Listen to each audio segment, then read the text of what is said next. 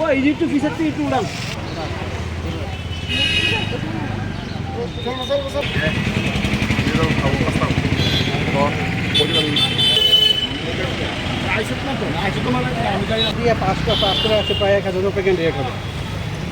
চাইছি আজকে আমরা যে এখানে উপস্থিত হয়েছি, আমাদের ডাকে সাড়া দিয়ে এই শিক্ষা দপ্তরের আধিকারিকরা উপযুক্ত জায়গায় আমাদের এই সমস্যাগুলি নিয়ে কথাবার্তা বলে অতি শীঘ্রই সমাধানের পথ খুঁজে এসটিজিটি 2022-এ যে আমরা এক্সামটা দিয়েছিলাম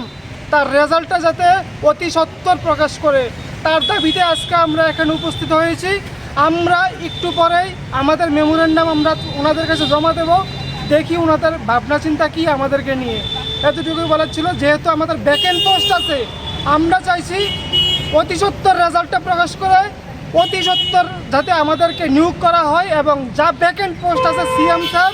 অধিবেশনে আমাদের ব্যাকএন্ড পোস্ট যা উল্লেখ করেছে ওই ব্যাকএন্ড পোস্টগুলি 1389 প্লাস 230 যে আমরা এক্সাম দিয়েছিলাম 1619, টোটাল ফিগার 1619,